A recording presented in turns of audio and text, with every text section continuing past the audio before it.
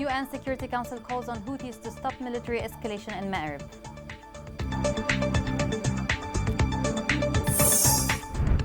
The United States Special Envoy Tim Linderking says the international community is united to end the war in Yemen. Governor of Ma'rib Sultan Al Arada discusses the humanitarian situation in the city with ambassadors of the P5. Welcome to Yemen Today TV. This is the English news with me, Rana Swaylam. Members of the UN Security Council called on the Houthi militia to promptly stop its military advance into the Ma'rib Governorate. They also demanded an immediate ceasefire across the country and a peace negotiation without preconditions. The Council members also condemned the recruitment of children by Houthis.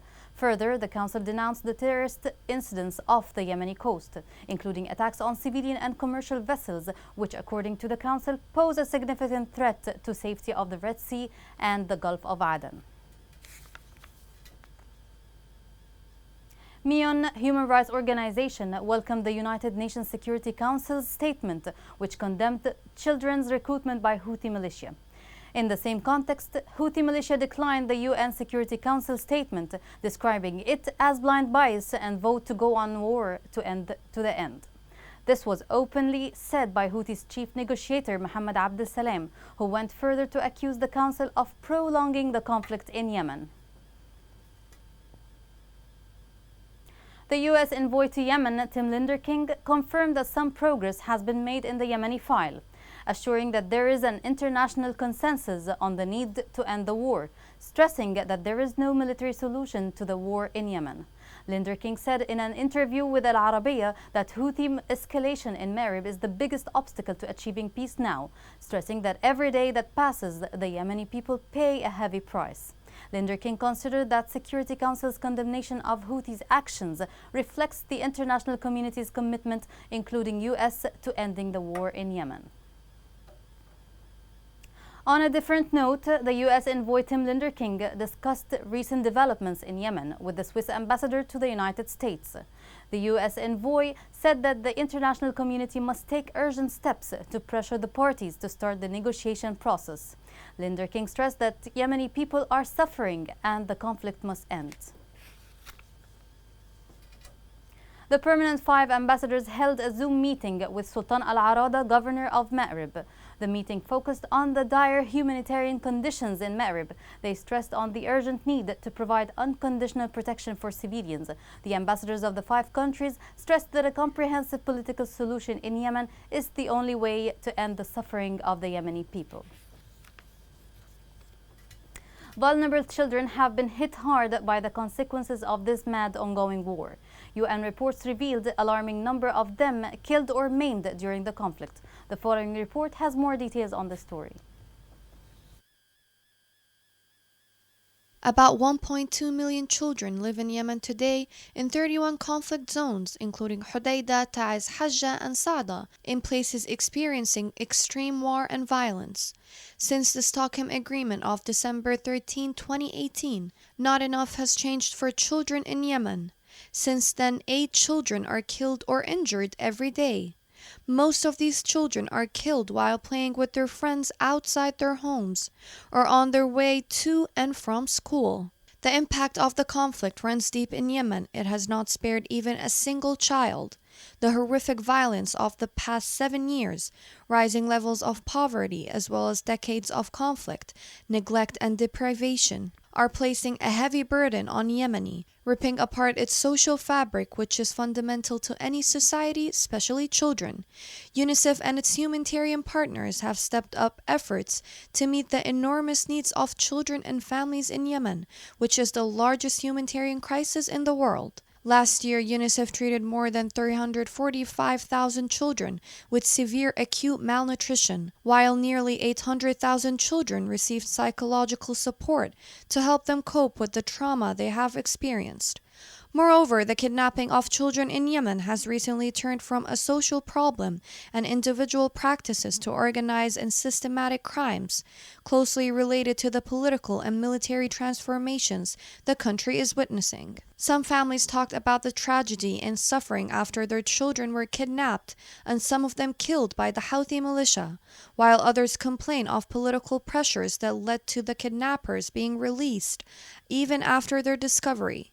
Despite this, the warring parties have not paid attention to the phenomena of child abduction and the mutual accusations so far. The heavy losses inflicted on children by the war in Yemen must end. Peace seems the only solution which can only protect generations of Yemeni children, but also can revive the entire country. Meanwhile, International Organization for Migration stated that military operations in the western coast areas in Taiz and Hodeidah continue to destabilize civilians' life and force families to flee. The head of the organization mission in Yemen stated that more than 17,000 displaced families are currently residing in more than 140 displacement sites in the region, while the ongoing fighting is causing new waves of displacement. More recently, clashes that erupted in Haita have displaced more than 200 families. In Hodeidah, joint forces defended Houthi militia infiltration attempt east and south of the city. Military source confirmed that joint forces directed focused strikes on the militias and inflicted heavy losses among the rebels.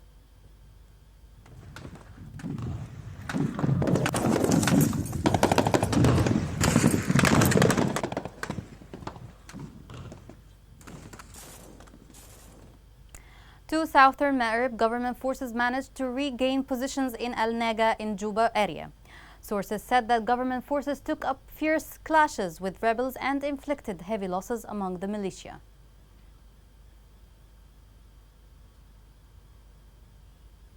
Innovation of Yemeni youth has transcended all space and time, even in the times of the war. The following report looks at one success story of Osama Ahmed.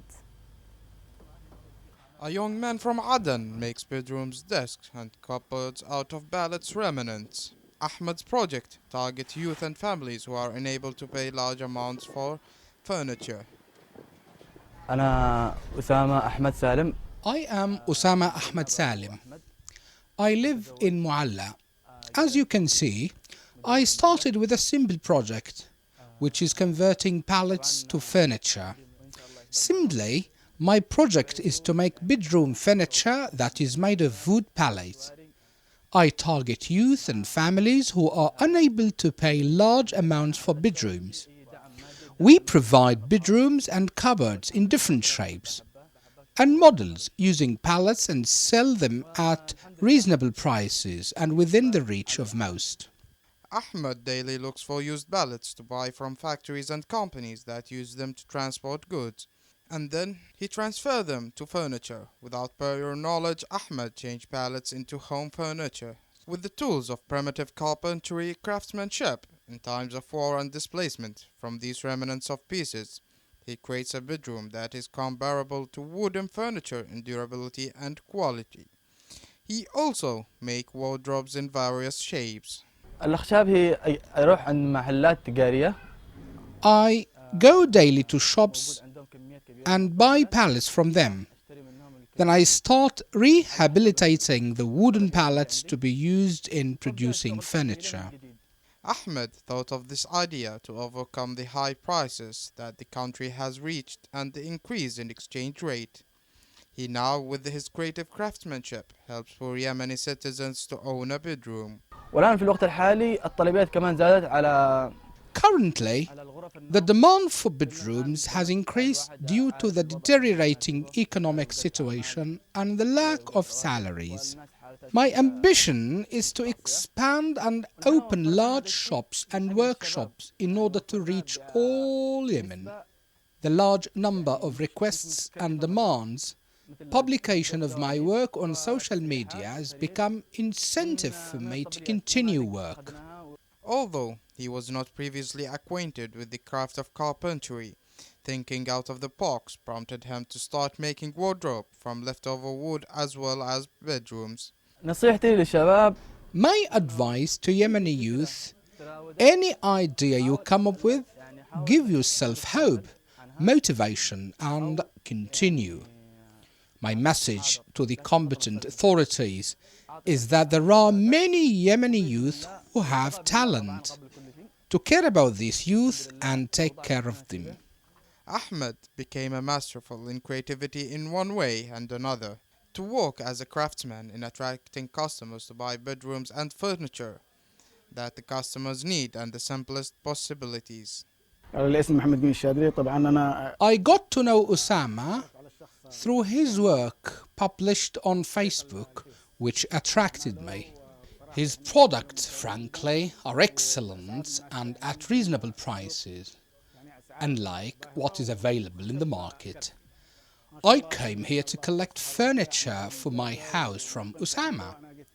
I advise young people to go to Osama and take their furniture from him. He is very helpful and cooperative, and his prices are reasonable. Ahmed now is a model and an example of creative Yemeni youth that managed to survive despite the ugly war. Coming next. Diarrhea cases increase among children in Abiyan due to some expired food products.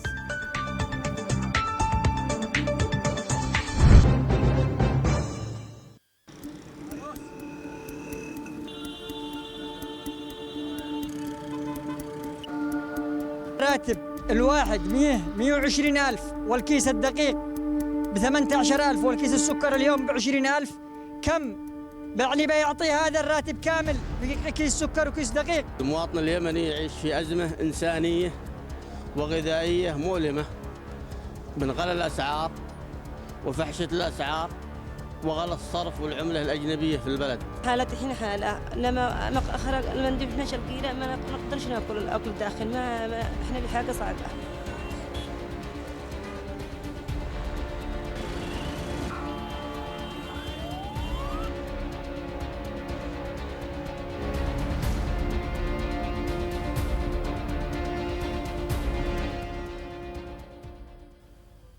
Welcome back. A human rights center revealed violations committed by Houthi militia against civilians in Taiz during September. In its monthly report, the center said that the team documented killing of 1 civilian and the injury of 11, including 2 women and 6 children. 4 civilians, including 3 children, were shot by militia snipers and 2 injured by the explosion of a Houthi landmine. Due to lack of government's monitoring on food quality, many children in Abiyan have been affected heavily by abdominal disorder because of eating expired food items. More details of the story is within this report. Panic and fear spread among the people of Zanzibar city in Abiyan Governorate due to the increase in cases of watery diarrhea and vomiting for the second day in a row in Zanzibar Rural Hospital in the heart of the capital. The emergency department witnessed receiving cases of watery diarrhea and vomiting in a frightening manner, as the number of cases received by the emergency department within 48 hours was more than 150 cases, not to mention the outpatient clinics and private medical centers after they consumed the yogurt product spread in the markets. During the last 48 hours, we have been alerted to more than 150 cases of children who have been affected by diarrhea due to ingesting expired yogurt. In the absence of the government control over food products and the low level of community awareness, this has caused an increase in cases of watery diarrhea and vomiting, which continued and would cause many children to lose their lives. The people in the city issued a distress call to the official authorities and the controlling bodies to play their role and go to the shops to monitor the expired products in order to perceive the health and safety of citizens.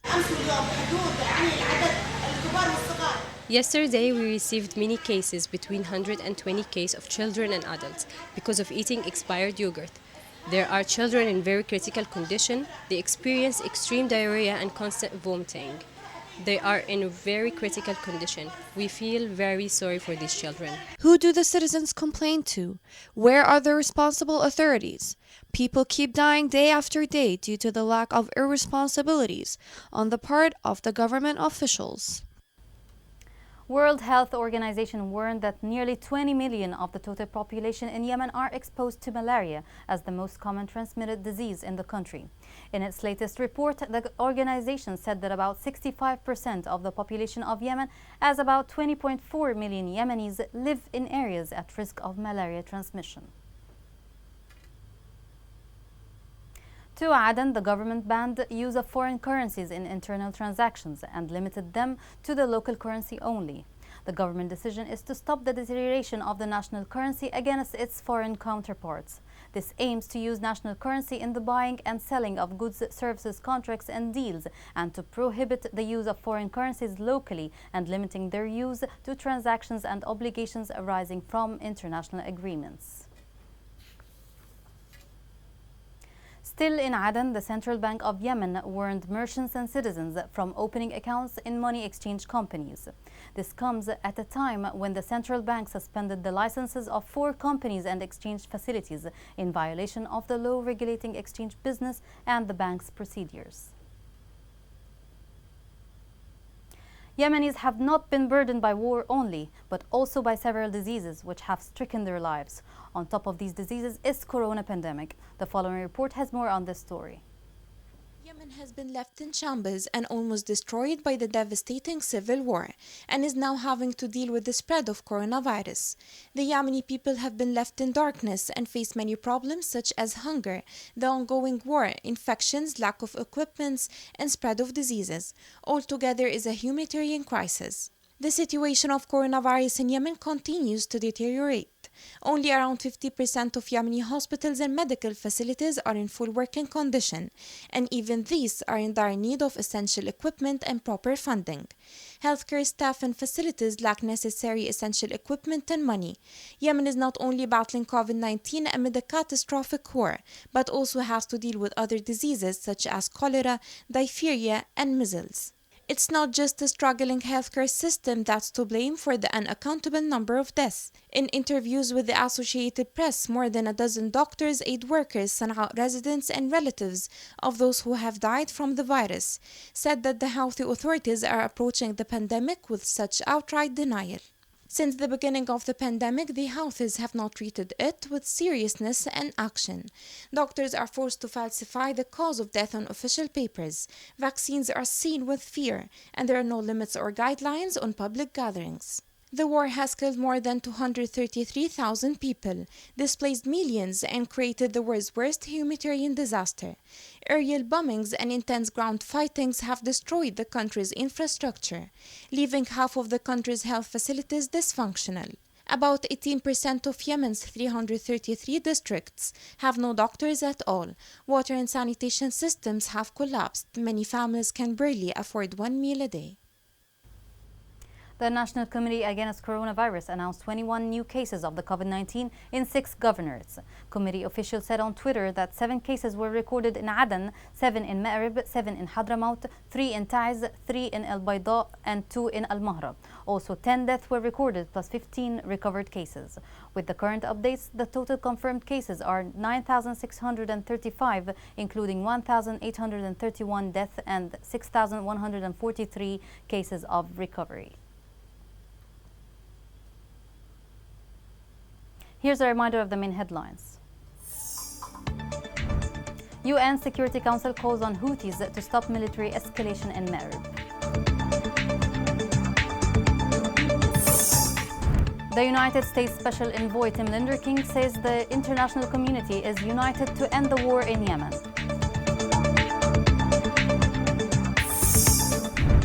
Governor of Ma'rib Sultan Al Arada discusses the humanitarian situation in the city with ambassadors of the P5.